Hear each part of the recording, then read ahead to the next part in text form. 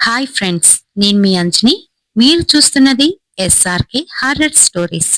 మరి స్టోరీలోకి వెళ్ళబోయే ముందు నాదొక చిన్న request. For best realistic horror and thrilling experience కోసం తప్పకుండా హెడ్సెట్ అయితే పెట్టుకోండి. అండ్ మీ హారర్ స్టోరీస్ నాతో షేర్ చేసుకోవాలి, మన ఛానల్లో వినాలి అనుకుంటే నా ఇన్స్టాగ్రామ్ లింక్ ని డిస్క్రిప్షన్ లోనైతే ఇస్తున్నాను. అక్కడికి వచ్చి మీ స్టోరీస్ ని నాతో షేర్ చేసుకోవచ్చు. అది వాయిస్ మెసేజ్ రూపంగానైనా లేదంటే మెసేజ్ రూపంగానైనా. మరి ఇంకెందుకు ఆలస్యం, లేట్ చేయకుండా ఈ రోజు వీడియోలోకి వెళ్ళిపోదామా?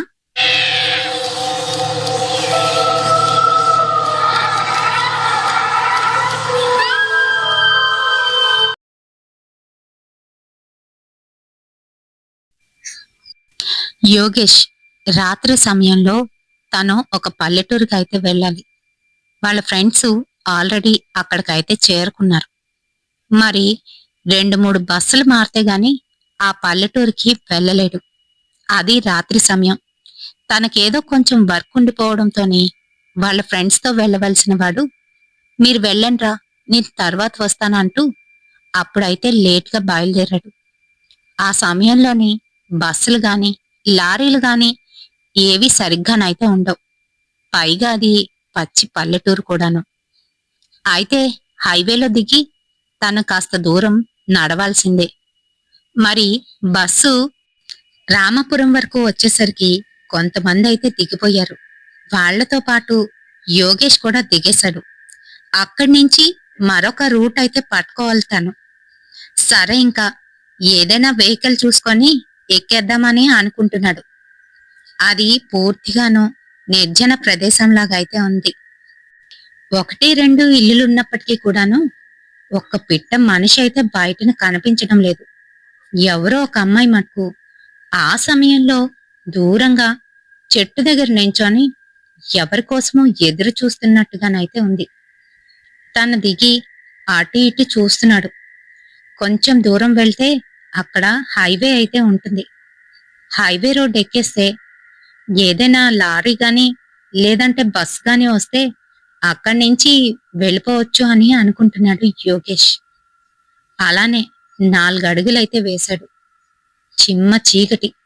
ముందున అసలు ఏముందో ఏమీ కనిపించటం లేదు. సరే, కాసేపు ఇక్కడే ఉందాం అని నించున్నాడు. ఆ అమ్మాయి కాసేపు చూస్తున్నాడు.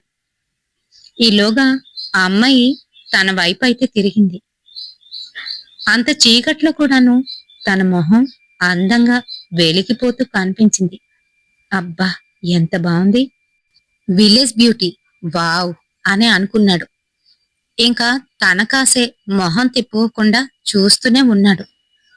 తను తిన కాసి చూస్తుందని తెలిసినప్పటికీ కూడా ఏం మొహమాట పడకుండా తన్నే చూస్తూ 2 అడుగులు ముందుకైతే వేశాడు.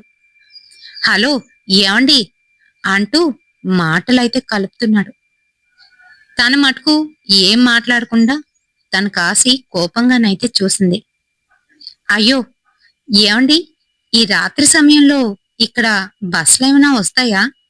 లేదంటే రోడ్డు ఎక్కేస్తే అక్కడ లారీలు బస్సులు అలాంటివి ఏమైనా దొరుకుతాయంటారా? అంటూ అవసరం లేని విషయాలన్నీ కూడాను తనతోనైతే మాట్లాడుతున్నాడు. దగ్గరకు వచ్చింది. మీరు ఎవరు అని అడిగింది. నేను పలానా పల్లెటూరుకి వెళ్ళాలి అని తనతోనైతే చెప్తున్నాడు. ఆహా, సరే అయితే వెళ్ళండి, నాకెందుకు చెప్తున్నారు అని అంటుంది. అయ్యో, అలా కాదండి, మీరెందుకు ఈ సమయంలో ఎక్కడి నుంచున్నారు? మీరెక్కడికి వెళ్ళాలేంటి అని అడుగుతున్నాడు. అంతే మరి, తనైతే గ్రహించుకుంది.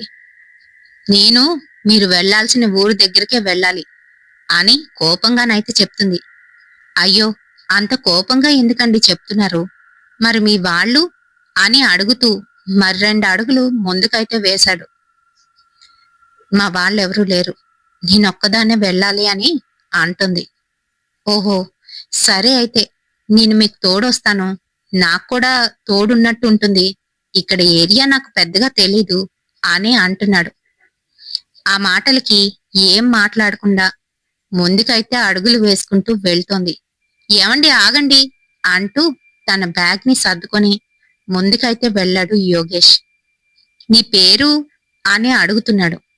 కోపంతోని వెనక్కి తిరిగి చూసింది. సారీ సారీ, అలా అడుగుతున్నానని ఏమీ అనొద్దు. అంటే మీరు వెళ్ళిపోతున్నారు కదా, ఆపుదామంటే మీ పేరు తెలిస్తేనే కదా నేను పేరు పెట్టి పిలవగలను అని నవ్వుతూ అంటున్నాడు. ఆ మాటలకి ఏం మాట్లాడకుండా ముందుకైతే తిరిగింది. అలానే చిన్న పొలం అయితే ఉంటుంది. అది దాటుకొని రోడ్డు మీదకి, అదే హైవే రోడ్ మీదకి అయితే వెళ్ళిపోవచ్చు. మరి ముందుకు అడుగులు వేస్తూ నా వెనకే రా అని చెప్తుంది. నా పేరు యోగేష్ అండి అని అంటున్నాడు. సరే అంటూ ముందుకైతే అడుగులు వేస్తుంది. తన వెనకాతలే అడుగులు వేస్తూ ఇంకా ఏదో మాట్లాడబోతూ అంటే, నాకెక్కువ మాట్లాడిన వాళ్ళు నచ్చరు, నేను కూడా ఎక్కువ మాట్లాడను అని ముక్తసరిగానైతే చెప్పేసింది. అంతే మరి, తనేం మాట్లాడకుండా ఓ అంటూ ఆగిపోయాడు. వాళ్ళిద్దరూ ఆ పొలం మీదుగా రోడ్డైతే ఎక్కేశారు. రోడ్డంతా నిర్మానుష్యంగా చల్లగా ఆ రాత్రి వేళల్లోని కీచురాళ్ళు గోల చేస్తున్నాయి. తీతిక పిట్టలు అరుస్తున్నాయి. అంతేకాదు, నిశాచర జంతువులు ఎక్కడ వాళ్ళ మీద అటాక్ చేస్తాయేనని భయపడిపోతున్నాడు యోగేష్. అదే మాట తనతోనైతే అన్నాడు. ఏమండి, ఇక్కడ ఇక్కడ ఏమైనా ఉంటాయేమో, నాకు చాలా భయం వేస్తుంది, మీకు భయం వేయట్లేదా అని అంటున్నాడు. బస్సు వస్తే ఎక్కుదాం అని అంటుంది. సరేనని తన పక్కనే వెళ్లి నించున్నాడు. తన చెయ్యి తినకైతే తగిలింది. అంతే మరి, అది చల్లగా ఐస్ ముక్కలాగా అయితే తగులుతోంది. ఏంటండి బాబు, ఇంత చల్లగా ఉన్నారు అనేసరికి మళ్ళీ కోపంగా తన కాసైతే చూసింది. ఓ సారీ అండి, ఏం లేదు, పరిగెట్టుకొచ్చేసరికి మీ చెయ్యి తగిలింది, సారీ సారీ అంటున్నాడు. అంటూ ఇప్పటికైనా మీ పేరు చెప్పొచ్చు కదా అని అన్నాడు. వాసంతి అంటూ మళ్ళీ మరో పక్కకైతే చూస్తుంది. ఈలోగా దూరం నుంచి ఒక లారీ అయితే వస్తుంది. ఆ లారీని చూస్తూ అమ్మయ్యా, ఇది ఆపుదామండి, ఇది ఎక్కిపోదాం అని అంటూ ముందుకు వెళ్లి చేతులైతే ఊపుతున్నాడు. ఆ లారీ డ్రైవరు దగ్గరికి వస్తూనే స్పీడ్ పెంచేసి తన్ని ఓవర్టేక్ చేసుకొని వెళ్ళిపోయాడు. అంతే, చీ వెధవ, ఆపకుండా పైగా స్పీడ్ పెంచి వెళ్ళిపోయాడు అని అంటున్నాడు. మీరేంటండి వెనకుండి ఏం చేస్తున్నారు, ఆపొచ్చు కదా, కనీసం రాత్రి సమయంలో ఆడపిల్ల ఆపమని అడుగుతుందని ఆపైనా ఉండును కదా అని అంటున్నాడు. వాడు ఆపడు, అంతే ఇక్కడ అంటూ మళ్ళీ మరోవైపు అయితే నడుస్తుంది. హలో, ఏమండి వసంతి గారు, ఆగండి, ఎక్కడికి వెళ్ళిపోతున్నారు, మీకు అసలు భయమే లేదా అంటూ తన వెనకాతలే నడుస్తున్నాడు. కొంచెం ముందుకు వెళ్దాం అక్కడ అంటూ ఇంకేం మాట్లాడకుండా ముందుకి అడుగులైతే వేస్తుంది. సరే వెళ్దామంటుందిగా, నాకేముందులే, తనకు అన్నీ తెలిసే ఉంటాయి అనుకుంటూ వెనకాతలే అలానే ఫాలో అవుతున్నాడు. ఇప్పుడు వాళ్ళు ఉన్న ప్రదేశం కన్నా అది ఇంకా కారు చీకటిగానైతే ఉంది. పెద్ద పెద్ద వృక్షాలు రోడ్డుకి ఇరువైపులనైతే కనిపిస్తున్నాయి. వాటికున్న కొమ్మలు ఆ నీడలోని, అదే ఆ నీడలోని దెయ్యం జుత్తు విరబూసుకున్నట్టు కనిపిస్తూ ఉంటే యోగేష్ భయపడిపోతున్నాడు. ఏమండి, ఇక్కడి వరకు వచ్చేసాం కదా, ఇక్కడ ఆగుదాంలేండి అని అంటున్నాడు. లేదు, అక్కడున్న అక్కడున్న చెట్టు దగ్గరికి వెళ్ళిపోదాం రండి అని అంటుంది. అమ్మాయి అందంగా ఉంది, తన వెనకే రమ్మంటుంది, ఎవరు ఆగుతారు, అలానే వెళ్తున్నాడు. ఈలోగా తన బ్యాగ్లో నుంచి కెమెరానైతే బయటికి తీశాడు. ఎందుకనంటే తనకి అందంగా ఉన్నవి ఏవి కనిపించినా, అది మనుషులు అవ్వనివ్వండి లేదా నేచర్ అవ్వనివ్వండి, ఖచ్చితంగా తన క్యామ్లో బంధించడం అలవాటు. మరి అలానే కెమెరా బయటికి తీసి ఎప్పుడు తను తిరిగితే వెంటనే ఒక క్లిక్ తీద్దామని అనుకుంటున్నాడు. ఇంకా తన వెనకాతలే క్యామ్ పట్టుకొని దాన్ని సెట్ చేసుకుంటున్నాడు. ఈలోగా తను వెనక్కైతే తిరిగింది. ఏంటది అని అడుగుతుంది. అయ్యో, ఇది కెమెరా అండి అని అంటున్నాడు. అదే, ఇప్పుడెందుకు తీసినట్టు అని అంటూ ఉంటే, ఏదో సరదాగా తీశానండి, నేచర్ని కవర్ చేద్దామని. ఇక్కడ చాలా అందమైన ఉన్నాయి కదా అని తనకేసి చూస్తూ నవ్వుతూ చెప్తున్నాడు. పొరపాటును కూడా ఆ పని చెయ్యొద్దు. ఇక్కడ ఫ్లాష్ లైట్ వెలిగిందంటే దగ్గరలో ఉన్న జంతువులన్నీ మన మీదకొస్తాయి. అది లోపల పెట్టండి అని కోపంగానైతే చెప్పింది. సరే అనుకుంటూ లోపలైతే పెట్టేశాడు. తన ఫోన్ తీసి టార్చ్ అయితే ఆన్ చేశాడు. కిందనేమైనా ఉంటాయేమో, మట్టేస్తానేమో అని భయపడుతున్నాడు. ఇంకా అక్కడికి వెళ్ళిన తర్వాత ఇద్దరు ఆ చెట్టు దగ్గర అయితే నించున్నారు. ఉన్నట్టుండి క్లైమేట్ అంతా చల్లగా మారిపోయింది. ధడేల్మని చెట్టు మీదున్న కొమ్మ వీళ్ల పక్కనే వచ్చి పడింది. అంతేకాదు, ఈదురుగాలి వేయడం మొదలెట్టింది. వర్షం పడే సూచనలైతే కనిపిస్తున్నాయి. అరే, ఈ టైంలో వర్షమా? చచ్చెన్రా దేవుడా అని అంటున్నాడు.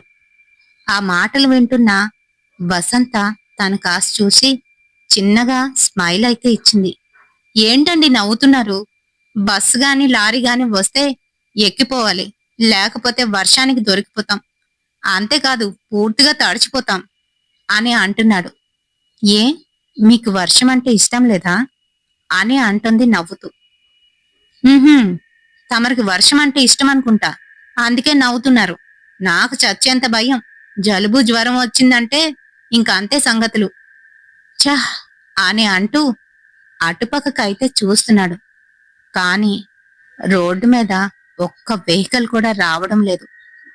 తను టైం అయితే చూశాడు. అప్పటికి 11 అయితే అయిపోతుంది. అర్రే, 11 కూడా అయిపోయింది. ఇప్పుడు ఇప్పుడు ఏదైనా లారీ వస్తే ఖచ్చితంగా ఎక్కిపోదామండి, ప్లీజ్ మీరు కూడా ఆపండి అని అంటున్నాడు. సరే అనింది. ఈలోగా దూరం నుంచి ఒక చిన్న వ్యాన్ అయితే వస్తుంది. అమ్మయ్యా, వ్యాన్ వాడిని బతిమలాడో బామాలో ఖచ్చితంగా ఎక్కిపోవాలి, ఏమండి ప్లీజ్ మీరు కూడా ఆపండి అంటూ హెల్ప్ హెల్ప్ అంటూ తను ముందుకు వెళ్లి ఆపుతున్నాడు. ఆ వ్యాన్ లోని కూడాను తినేజంతా మరొక అబ్బాయి అయితే కనిపిస్తున్నాడు. తన్ని చూస్తూ భయపడిపోతూ అడ్డు తప్పుకో అంటూ ఫాస్ట్ గానైతే వచ్చి పక్క నుంచి వెళ్ళిపోయాడు, అతి ర్యాష్ గా. అంతే మరి, పక్కనున్న వసంతను గుద్ది వెళ్ళిపోయాడేమో అని టక్కుమని తిరిగి చూశాడు. కాని వసంత్ అక్కడ కనిపించలేదు. వసంత గారు, వసంత గారు, ఎక్కడున్నారండి అని గట్టిగానైతే పిలుస్తున్నాడు. తన వెనకాతలే ఉండి తన వీపుని తడుతూ, నేనిక్కడే ఉన్నాను, ఎందుకంత కంగారు పడుతున్నారు అని కూల్గానైతే చెప్తుంది. అదేనండి, వాడంత ర్యాష్ గా వెళ్ళిపోయాడు కదా, దొంగమొహంగాడు.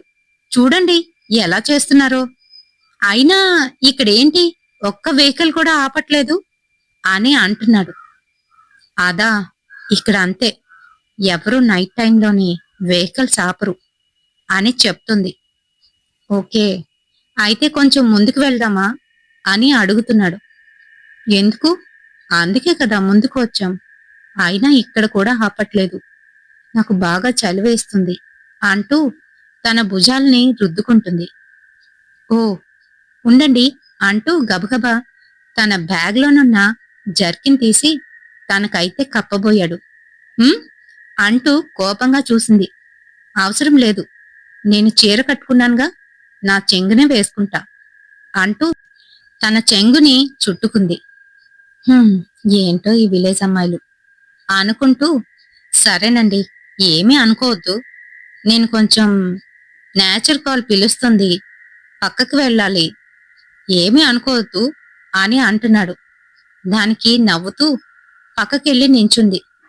అంతే మరి, కొంచెం దూరం వెళ్ళి ఆ చెట్టు చాటునైతే తన పని కానిస్తున్నాడు. తనక్కడ ఆ పనిలో ఉంటుండగానే మెల్లగా బ్యాగ్లో నుంచి కెమెరానైతే తీశాడు. ఒక క్లిక్, ఈ అమ్మాయిని ఎలాగైనా క్యాప్చర్ చెయ్యాలి నా కెమెరాలోనే అంతే, ఇదే నా జీవిత జయం ప్రస్తుతానికి అనుకుంటూ బ్యాగ్లో నుంచి కెమెరా తీసి తన వైపైతే ఫోకస్ చేయడానికి మెల్లగా చెట్టు చాటు నుంచి ఫోకస్ చేయడానికైతే చూస్తున్నాడు. అంతే, క్యామ్లోని వాసంతి వేరే విధంగానైతే కనిపిస్తోంది, అతి భయంకరంగా. తను మామూలుగా చూస్తే అక్కడ మటుకు వసంత క్లియర్ గా కనిపిస్తుంది. తనకేమీ అర్థం కాలేదు. కెమెరా లెన్స్ ఏమైనా పాడైందా ఏంటి అంటూ ఒకసారి చెక్ చేసుకున్నాడు. పూర్తిగా రబ్ చేసి మళ్ళీ కెమెరానైతే తన వైపు ఫోకస్ చేసేసరికి ఈసారి అక్కడ ఎవ్వరూ కనిపించటం లేదు. అంతేకాదు, వసంత కోపంగా తన వైపైతే వస్తున్నట్టు చూసేశాడు. అంతే మరి, భయంతో వణికిపోతూ ఆ కెమెరాని తన బ్యాగ్లో పడేసి జిప్ వేసుకొని మళ్ళీ వెనక్కి తిరిగి తన దగ్గరికి ఏం తెలియనట్టుగానే, అంటే తను ఏమీ చూడనట్టుగానే, ఏంటండి వసంత గారు, నేను నేచర్ కాల్లో ఉంటుండగా ఇలా వచ్చేస్తున్నారు అని అంటూ ఉంటే కోపంగా తన దగ్గరికి వచ్చి ఎంతసేపు ఏం చేస్తున్నావు అంటూ గట్టిగానైతే అరిచేసింది. తను అలా అరుస్తూ ఉంటే తినకైతే ఓ పక్కన భయం వేస్తుంది, మరో పక్క ఎందుకిలా అరుస్తుంది అని అనుకుంటున్నాడు. ఇంకంతే, ఏం లేదండి, కొంచెం చల్లగా ఉంది కదా అందుకనే, ఇంకేం లేదు, పదండి పదండి, మనం ఇక్కడొద్దు గాని కొంచెం ముందుకు వెళ్ళి ట్రై చేద్దామండి అని అంటున్నాడు.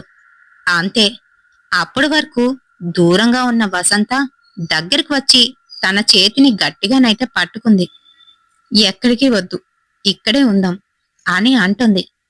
తన చెయ్యి చల్లగా తాకేసరికి ఒక్కసారి కరెంట్ షాక్ కొట్టినట్టుగా అయితే అయిపోయాడు యోగేష్. సరేనండి, సరే, బాగా చలిగా ఉంది, ఒక్క నిమిషం ఉండండి, నా జర్కిన్ తీసుకుంటాను అంటూ చెయ్యి విడిపించుకొని తన బ్యాగ్ ని పక్కన పెట్టి, అమ్మో, ఇదేంటి, ఇది మనిషా దెయ్యమా అని మనసులోనైతే అనుకుంటున్నాడు. తన జర్కిన్ తీసి వేసుకుంటూనే లోపల ఉన్న తన లాకెట్ నైతే బయటికి తీశాడు. వాళ్ళమ్మ ఎప్పుడూ నీ మెడలోనే ఉంచుకోనాయనా అని ఇచ్చిన ఆంజనేయ స్వామి లాకెట్ అది. అది అప్పుడు గుర్తొచ్చి తీసి మెడలోనైతే వేసేశాడు. అంతే మరి, అప్పటి వరకు దగ్గరగా ఉన్న వసంత కొంచెం దూరంగానైతే నించుంది. అంతేకాదు, తన ఆ లాకెట్ ని బయటికి వేసుకొని దేవుడా అంటూ మనసులోని ఆంజనేయ స్వామిని తలుచుకోవడం మొదలు పెట్టాడు. అంతే, అంతవరకు ఎంతో అందంగా సుందరంగా కనిపించిన వసంత మొహం మెల్లగా మారిపోతుంది. తన కనుగుడ్లు బయటికి వచ్చేస్తున్నట్టు పెద్దవిగా అయిపోయాయి. ఒళ్ళంతా తెల్లగా పాలిపోయినట్టు మారిపోయింది. అంతేకాదు, వంటి మీదున్న నరాలు ఎర్రగా పచ్చగా బయటికైతే కనిపిస్తున్నాయి.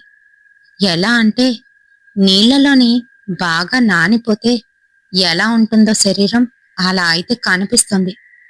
భయంతోని వణికిపోతూ, ఏంటండి, ఏంటలా చూస్తున్నారు అంటూనే మళ్ళీ శ్రీ ఆంజనేయం ప్రసన్నాంజనేయం అంటూ మనసులోనైతే అనుకుంటున్నాడు. ఆపరా, ఆపు, ఆపు అంటూ గట్టి గట్టిగా అరవడం మొదలుపెట్టింది వసంత. అంతే, ఆపకుండా హనుమాన్ చాలీసా చదవడం అయితే మొదలు పెట్టాడు. అంతే మరి, దాని విశ్వరూపం చూపించింది. తను చూస్తూ ఉండగానే అంతకి ఇంతై ఒక పొడువాటి ఆకారంలోని పెద్ద కాయంగానైతే మారిపోయింది తన శరీరం. తను పరిగెట్టడానికి ప్రయత్నించినా కూడాను ఏ లాభమూ లేదు. ఎందుకనంటే ఒక క్షణంలోనే తన్ని పట్టేసుకుంటుంది. ఈలోగా అటుపక్క నుంచి మరొక లారీ అయితే వస్తుంది. అందులోని క్లీనర్తో పాటు ఇద్దరైతే కనిపిస్తున్నారు. ఇంకా లారీని చూడగానే తన కాయం ఎప్పట్లా మారిపోయింది, ఓ పక్కకి పారిపోయింది. వెంటనే ఆ లారీని ఆపండి ఆపండి అంటూ ఆ లారీకి అడ్డం వెళ్లి నించుండిపోయాడు. సడన్ బ్రేక్ వేసి ఆపి, ఇంతకీ నువ్వు మనిషివేనా, ఇక్కడెందుకున్నావు, ఏం చేస్తున్నావు, అయినా బుద్ధి జ్ఞానం లేదా, రోడ్డుకి అడ్డుపడుతున్నావు, చనిపోదామనుకుంటున్నావా ఏంటి అంటూ కిటికీలో నుంచి బయటికి బుర్రను పెట్టి మాట్లాడుతున్నాడు. సార్ ప్లీజ్ సార్, మీ కాళ్ళు పట్టుకుంటాను. ఇక్కడ నేను చాలా డేంజర్ లో ఉన్నాను. నన్ను మీ లారీలోకి ఎక్కించండి ప్లీజ్. నాకు భయం వేస్తుంది సార్. ఇదిగోండి, హనుమాన్ లాకెట్ కూడా నా మెడలో ఉంది. నేను మనిషినే సార్ అని అంటున్నాడు ఏడుస్తూ. సరే సరే ఎక్కవయ్యా ఎక్కు అని అనగానే వెంటనే డోర్ అయితే తీశాడు క్లీనర్. అక్కడే ఏదో విధంగా సర్దుకొని అయితే కూర్చున్నాడు. క్లీనర్ పక్కనే మరొక అతనైతే ఉన్నాడు. అమ్మయ్యా అనుకుంటూ భయపడిపోతున్నాడు, వణికిపోతున్నాడు. ఇంకలా ముందుకు వెళ్తూ ఉంటే తన ఒంటిలో వణుకు మటుకు ఆగడం లేదు. తను భయపడిపోతూ ఉంటే ఏమైంది అసలు అంటూ పక్కనున్న క్లీనరు తన ఫ్లాస్క్ లో నుంచి కొంచెంగా టీ పోసి, ఇది తాగవయ్యా తాగు అని ఇస్తున్నాడు. తాగు అని అంటే తను అది కొంచెం నోట్లో పడగానే అప్పుడు తనకి వణుకైతే తగ్గింది. సార్, అదేంటంటే బస్సు అంతవరకు వచ్చింది, ఆ తర్వాత అంటూ జరిగిన విషయం మొత్తం వాళ్ళకైతే చెప్పాడు. ఈలోగా గట్టిగా అరుపు అయితే వెనక నుంచి వినబడుతుంది. అంతే మరి, డ్రైవర్ వణికిపోతూ ఫాస్ట్ ఫాస్ట్ గా వెళ్తూ, నువ్వింకా ఆపు, మాట్లాడుకో, తర్వాత చెప్దుగాన్లే అంటున్నాడు.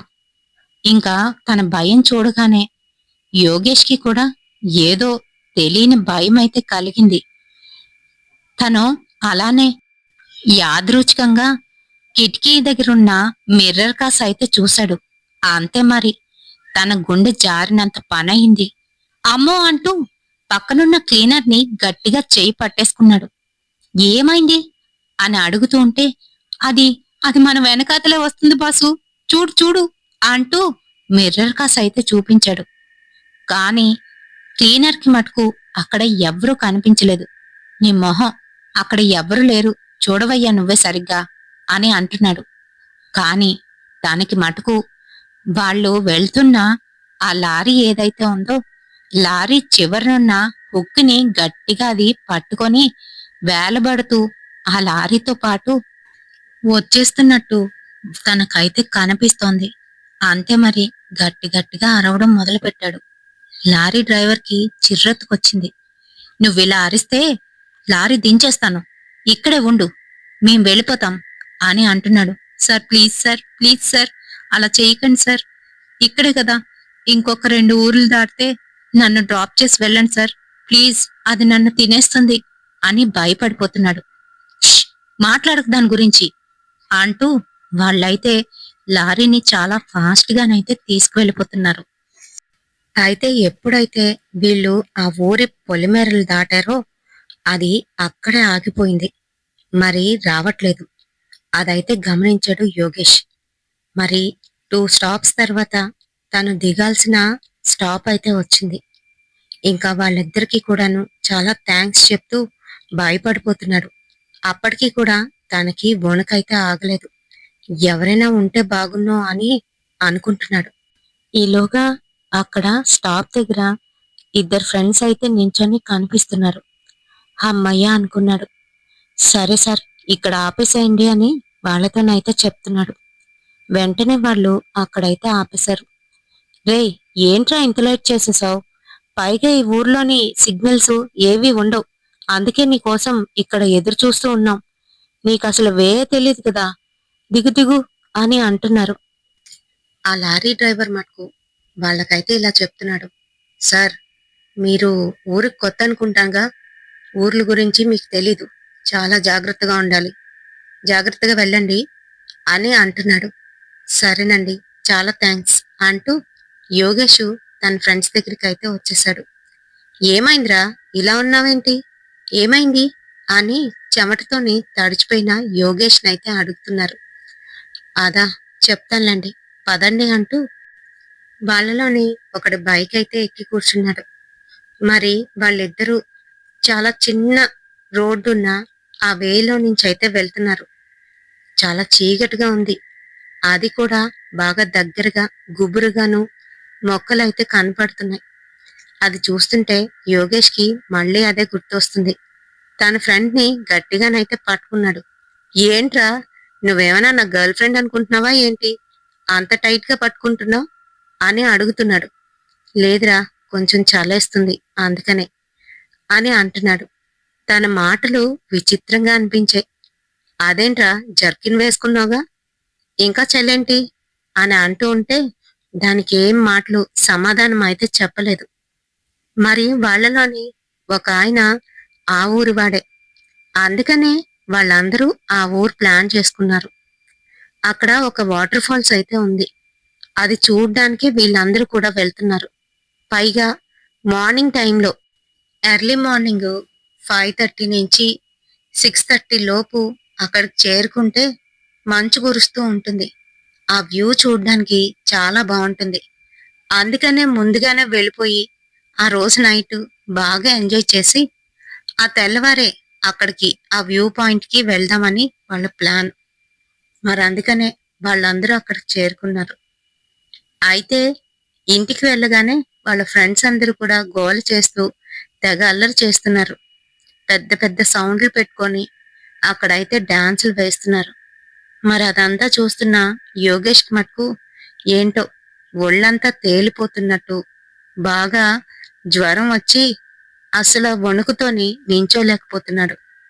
అది గమనించిన తన ఫ్రెండ్ మాధవ్, రే, కాసేపు పడుకో, నీకసలా ఒంట్లో బాగలేనట్టుంది, అయినా అంత లేటుగా ఎందుకు బయలుదేరావు అని అంటున్నాడు. అదేం లేదురా, వచ్చేటప్పుడు బాగానే ఉన్నాను, కానీ అంటూ ఏదో సంశయిస్తూ ఆగిపోయాడు. ఏమైందిరా అసలా, ఇందాకల నుంచి అడుగుతుంటే చెప్పట్లేదు అని అంటూ ఉంటే తను అక్కడ ఫేస్ చేసిన సిచ్యువేషన్ మొత్తం చెప్పేశాడు. అంతే. మాధవ్, ఓహో, దాని బారిన పడ్డావా, నేను అనుకుంటూనే ఉన్నాను, అందుకనే మాతో రమ్మని చెప్పాను, కానీ నువ్వు వింటేనే కదా. సరే, రేపు మార్నింగ్ తగ్గితే సరే సరే, లేకపోతే మా మామయ్యకి చెప్తాను, ఆయన ఒక ఆయన దగ్గరికి తీసుకువెళ్తారు, ఇలాంటివన్నీ కూడాను తీసేస్తాడు అతను అని అంటూ ఉంటే మిగతా వాళ్ళందరూ కూడా నవ్వుతున్నారు. రే, ఏంట్రా మాట్లాడుతున్నావు, ఈ 20th సెంచరీలో కూడా ఇలాంటివి ఉంటాయా అని అంటూ ఉంటే మీకు తెలీదురా ఇక్కడ సిచ్యువేషన్ ఇంక ఇక్కడ ఎలా ఉంటుందో అనేది. చాలా ఉందిలే, ఇప్పుడు దాని గురించి మాట్లాడుకోవడం అనవసరం, రేపు చెప్తానులే, మీరందరూ ఎంజాయ్ చేయండి అని వాళ్ళకైతే చెప్పేశాడు. పాపం యోగేష్ దగ్గర ఇద్దరు ఫ్రెండ్స్ అయితే ఉండిపోయారు. మరి తెల్లవారేసరికి యోగేష్ అయితే మాట మూట లేకుండా అలానే నిద్రపోయి ఉన్నాడు. ఎంత లేపుతున్నా మైకంగానే మాట్లాడుతున్నాడు గాని పూర్తిగా స్పృహలోకైతే రాలేకపోతున్నాడు. యోగేష్ వలన మిగతా ఫ్రెండ్స్ అందరూ కూడాను, అయ్యో, వాడికి అలా ఉంటే మనం ఏం ఎంజాయ్ చేస్తాంలే అంటూ వాళ్ళు కూడా వెళ్లకుండా ఆగిపోతుంటే మాధవ్ ఏమో కొంతమందిని అప్పజెప్పి, వీళ్ళు తీసుకువెళ్తారో అక్కడికి వెళ్ళండి, మీరు ఎంజాయ్ చేయండి, ఈలోగా వీడికి బాగు చేయించి నేను కూడా వచ్చేస్తాను అని చెప్పి వాళ్ళందరినీ పంపించేశాడు. మరి వాళ్ళ మామయ్యని పిలిచి, మామయ్య రాత్రి ఇలా జరిగింది అని చెప్పడంతోని సరేనని యోగేష్ని మెల్లగా లేపి అక్కడి నుంచి ఒక తాండా అతని దగ్గరికి అయితే తీసుకువెళ్లారు. అతను మొత్తం అంతా చూసి తన మీద నుంచి ఏవో కొన్ని మూలికలతోని వేర్లతోని దిష్టిలాగా తీసి ఒక నిమ్మకాయని తన చుట్టూ తిప్పి అది కోసి తన పక్కనే పిండేసి దూరంగానైతే విసిరేశాడు. ఇలా కొన్ని నిమ్మకాయలు కోసి ఏదో పూజలాగా చేశాడు. ఆ తర్వాత మెల్లగా యోగేష్ అయితే కోలుకున్నాడు. ఇంకా సాయంత్రం అయితే అయిపోయింది. ఆ రోజు వాళ్ళు అనుకున్నట్టే ఆ వ్యూ పాయింట్కి వెళ్ళి అక్కడే అన్ని వండుకొని చక్కగా తినేసి ఎంజాయ్ చేసి సాయంత్రం అయితే వచ్చేశారు. రే యోగేష్, ఓకేనా ఇప్పుడు అని అడుగుతున్నారు. ఆ, ఆల్రైట్ రా, బానే ఉన్నాను అని చెప్తున్నాడు. ఇంకా ఆ రోజు నైట్ కూడా వాళ్ళు అక్కడే ఉండి నెక్స్ట్ డే మార్నింగ్ రిటర్న్ అయిపోతారు. అయితే మరి యోగేష్ మటుకు అసలు ఎవరా అమ్మాయి, ఎందుకు ఆ అమ్మాయి గురించి ఎవరూ మాట్లాడట్లేదు, అందరూ తెలిసినట్టుగే అమ్మాయి గురించి మాట్లాడొద్దు అని అంటున్నారు, ఏమైంది అని అడిగాడు. ఆ మాటలకి తన ఫ్రెండ్ మాధవ్ ఇలా అయితే చెప్తున్నాడు. రే, ఇవన్నీ చిన్న చిన్న పల్లెటూరులురా. ఎక్కడ ఏం జరిగినా కూడా తెలిసిపోతుంది. అంతేకాదు, ఎవరైనా కొంచెం ఎదుగుతూ ఉంటే వాళ్ళ ఎదుగుదలని చూడలేరు. వాళ్ళకి ఏదో విధంగా ఇబ్బంది కలిగించడానికి చూస్తారు కొంతమంది. కొంతమంది అందుకనే ఈ పల్లెటూర్లు వదిలి దూరంగా పట్టణాల వైపు అయితే వచ్చేస్తూ ఉంటారు. మరి అలానే నువ్వు నువ్వు దిగిన ఆ రామపురం ఊర్లోని నాయుడు గారని ఓ పెద్ద మనిషి అయితే ఉన్నాడు. అతనికి ఇద్దరు కూతుర్లు. పెద్దమ్మాయి బాగా చదువుకుంటుంది. అంతేకాదు, వాళ్ళకి బాగా డబ్బు కూడా ఉంది. మెల్లమెల్లగా పిల్లలకు తగ్గట్టుగా సౌకర్యంగా ఉండడం కోసం ఇంటిని, ఇంట్లోని కొన్ని ఐటమ్స్‌ని అతనైతే కొన్నాడు. అక్కడున్న పల్లెటూరుల్లోని అదంతా చాలా గొప్ప. అయితే నాయుడు గారికి కూడా అదంతా గొప్పగా అనిపించేది. తన మీద ఏడుస్తున్నారు, తన గురించి ఏమనుకుంటున్నారు అనే సంగతైతే ఎప్పుడూ నాయుడైతే పట్టించుకోలేదు. మరి అలానే వాళ్ళ తోటలోని పనిచేసే పెద్ద పాలేరు. ఆ పాలేరు ఆ ఊరు వాడే. వాడికి సిల్లంగి, చేతబడి ఇలాంటివి బాగా తెలుసు. అయితే వాడితోని ఏదో చిన్న తగాదా అయితే వచ్చింది. అది చిలికి చిలికి గాలివానయ్యి వాడు కూడా ఏం తగ్గకుండా అతన్ని ఎన్నో మాటలన్నాడు. మరి నాయుడైతే ఊరుకోలేదు. మిగతా పాలేరులతో కలిపి కొట్టించేశాడు. వాణ్ణి తీసేశాడు. అది కక్షగా పెట్టుకున్నాడు. పాపం నాయుడు గారి పెద్ద కూతురు వాసంతి కాలేజీలోనైతే జాయిన్ అయింది. ప్రతిరోజు బస్ మీద వెళ్తూ బస్ మీదే వస్తూ నువ్వు బస్ దిగావు కదా, అదే స్టాపు. అయితే అక్కడి నుంచి లోపలికి నడుచుకొని వెళ్తే వాళ్ళ ఊరైతే వస్తుంది. ఆ స్టాప్ దగ్గర ఉన్న కొన్ని ఇళ్లల్లోని అక్కడ అక్కడ జనాలుంటారు గాని ఎక్కువ మంది అయితే ఉండరు. వాళ్ళు కూడా ఏంటంటే అక్కడ శ్మశానం దగ్గర పనిచేసే వాళ్ళు వాళ్ళే ఉంటారు. అయితే మరి అలానే ప్రతిరోజు వాసంతి లోపలికి నడుచుకొని అయితే వెళ్ళేది. ఒకరోజు కాలేజీ నుంచి లేట్‌గానైతే వచ్చింది. బస్ దిగుతూ ఉంటే తన వెనకాతలే ఆ పాలేరు కూడా దిగాడు. మరి వాళ్ళకి గొడవైనట్టు, ఇలా జరుగుతున్నట్టు తనకైతే తెలీదు. అవేమీ పట్టించుకునే ఏజ్ కూడా కాదు. తన మటుకు తను అలానే నడుస్తూ ఉంటే, "ఏమా బాగున్నావా?" అంటూ వెనకాతలున్న ఆ పాలేరైతే అడుగుతున్నాడు. "ఆ! బాగున్నానండి" అనుకుంటూ మళ్ళీ మాట్లాడకుండా బుర్ర దించుకొని ముందుకైతే నడిచేస్తుంది. ఈలోగా కాళ్ళకి ముళ్ళేదో గుచ్చుకుంది. ఆహ్! అంటూ తన కాళ్ళను చూసేసరికి ఆ ముళ్ళు చెప్పు లోపల నుంచి కాలులోకైతే దిగిపోయింది. అబ్బా! అంటూ ఓ పక్కకొచ్చి కూర్చుండిపోయింది. ఆ రోడ్డు మీద తనలా కూర్చుండేసరికి అప్పటి వరకు తన వెనకాతలే ఉన్న ఆ పాలేరు దగ్గరికి వెళ్లి ఏమైందమ్మా అంటూ ఉండు నేను తీస్తాను అని మెల్లగా చెప్పుతో పాటు ఆ ముళ్ళునైతే లాగేశాడు. తనకలా రక్తం వస్తూ ఉంటే తన భుజం మీద వేసుకున్న కండువాని తీసి దాంతోనే తుడిచేస్తున్నాడు.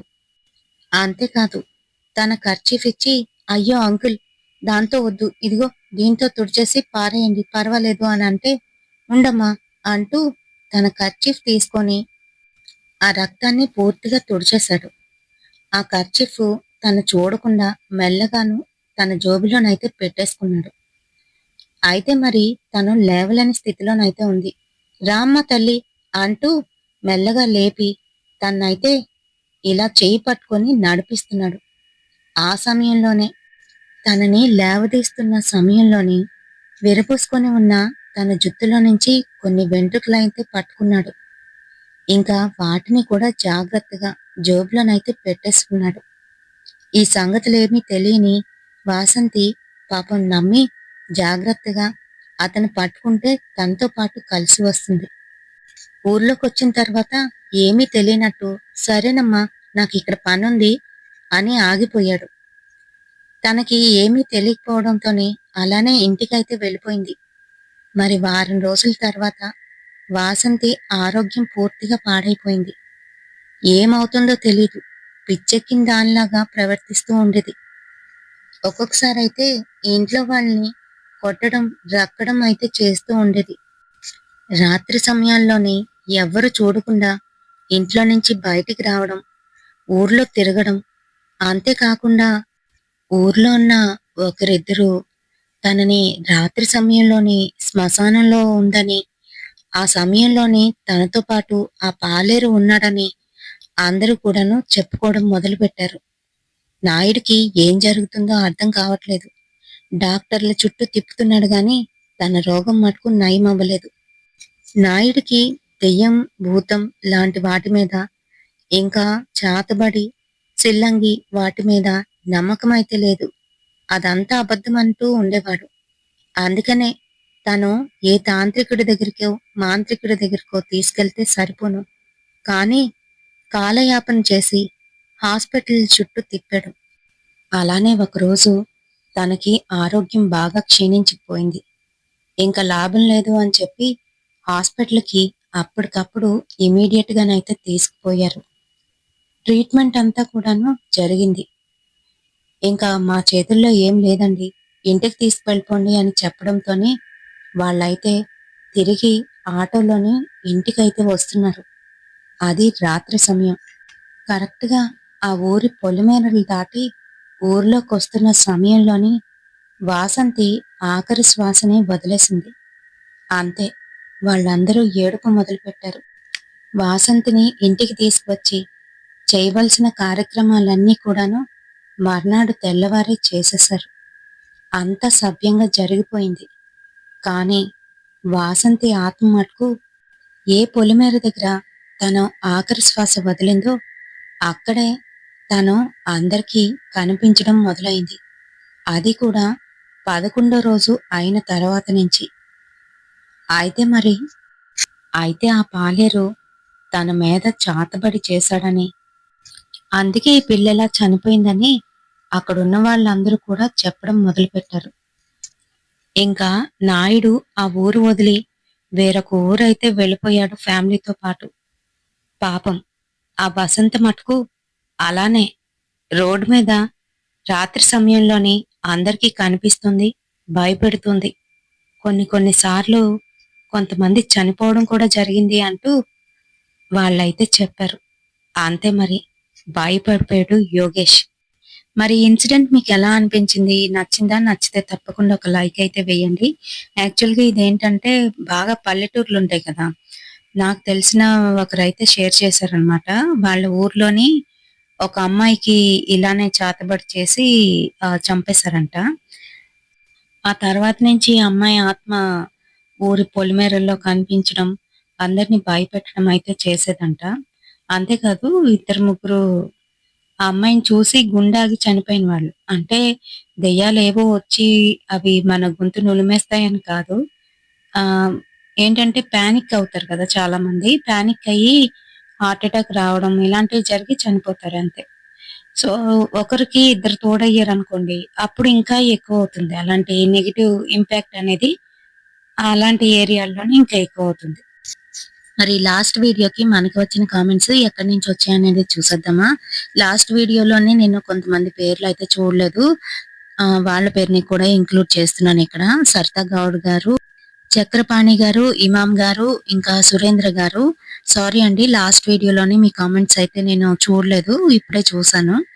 అండ్ గోకుల్ధామ్ సొసైటీ వీడియోలోని ఫస్ట్ కామెంట్ బాలాజీ గారు విజయనగరం నుంచి, వీరమణి సిస్టర్, విజయకృష్ణ రాణి సిస్టర్, గౌతమ్ గారు, ఇంకా మౌనిక, బాలి లక్ష్మి గారు, వసుధ గారు, మురళీకృష్ణ గారు, పి రవిశంకర్ గారు స్వర్ణ నుంచి, అమలు సిస్టర్ బెంగళూరు నుంచి, ఇంకా సంధ్య గారు, బాసిన విజయ సిస్టర్, ఇంద్రాస్ కిచెన్ నుంచి ఇందిరా గారు, ఇంకా ధనరాజ్ గారు, రూబీ సిస్టర్, ఇంకా అలాగే షేక్ గారు, శ్రీరామ్ గారు సిండియా న్యూ కాలనీ నుంచి. మరి ఇంకా ఎవరినైనా మిస్ చేసినట్టు అనిపిస్తే ఖచ్చితంగా నాకు కామెంట్ సెక్షన్ లోనే అయితే కమెంట్ చేయండి. రేపటి వీడియోలోని మీ పేర్లని తప్పకుండా తీస్తాను. అయితే వీడియోకి ఒక లైక్ అలాగే ఒక హైప్ ఇవ్వడం అస్సలు మర్చిపోద్దు. అండ్ నా ఛానల్ ని చూస్తున్న మీ అందరికీ కూడాను లవ్ యూ ఆల్. రేపటి సరికొత్త హర్రర్ ఇన్సిడెంట్ తోని మళ్ళీ మీ ముందుకైతే వచ్చేస్తాను. Until then bye.